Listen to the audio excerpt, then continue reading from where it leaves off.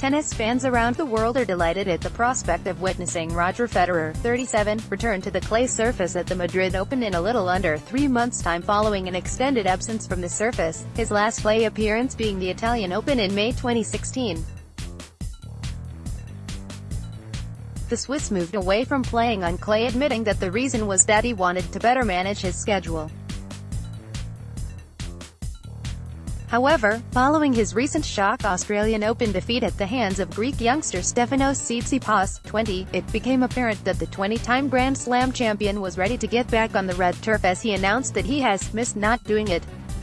Fans and pundits alike often talk about a weakness that the former world number one has when it comes to the clay surface, but that's somewhat of a misconception.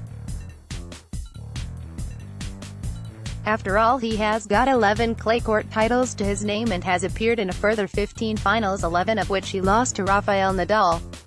In fact, was his record on other surfaces not so phenomenal, we'd probably speak in much more glowing terms about his performances at tournaments such as the Madrid Open, which he's already conquered 3 times, first in 2006, then 2009, and, again, 3 years after that, in 2012.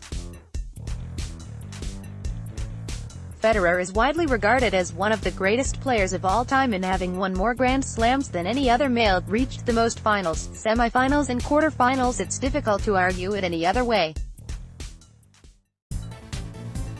So, despite the excitement around his clay comeback, why is there still a certain amount of doubt cast over his ability to produce anything like tournament-winning tennis?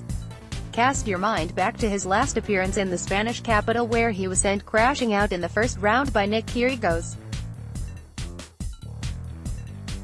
Add to that he's not appeared on the surface for over 2 seasons, and then, most recently, travel back a month to when Tsitsipas, who had only recently lost to Federer in the Hopman Cup, emerged victorious from a 4-set duel with the experienced player looking some way off his inspired best.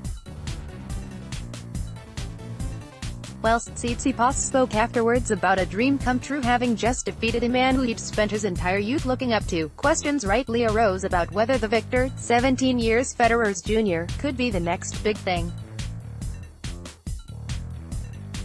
Is it the metaphorical passing of a torch, or simply just another bump in the road for Federer? Federer was looking for a 3rd consecutive win in Oz, a record-breaking 7th in total, but was instead left to rue missed opportunities, most notably his failure to capitalize on 12 break points. The good news is that he can put it all behind him quickly as he heads to Dubai to compete in the duty-free championships in the next few days before traveling to the United States, first to Indian Wells and then Miami. That's 3 competitions for Federer to rediscover top form ahead of his return to clay, where the world's media will be tuned in to watch and analyze every stroke. Tournament director, Feliciano Lopez, has already branded the prospect of Federer, together with past winners Nadal and Novak Djokovic, unmissable, and it's hard to dispute. Throughout the peaks and troughs, if you can call them that, of Federer's career, one thing is for sure, and that's the fact he's always handled himself with the utmost class, which was again evident in his latest defeat, where he backed his opponent to go on to great things in the game.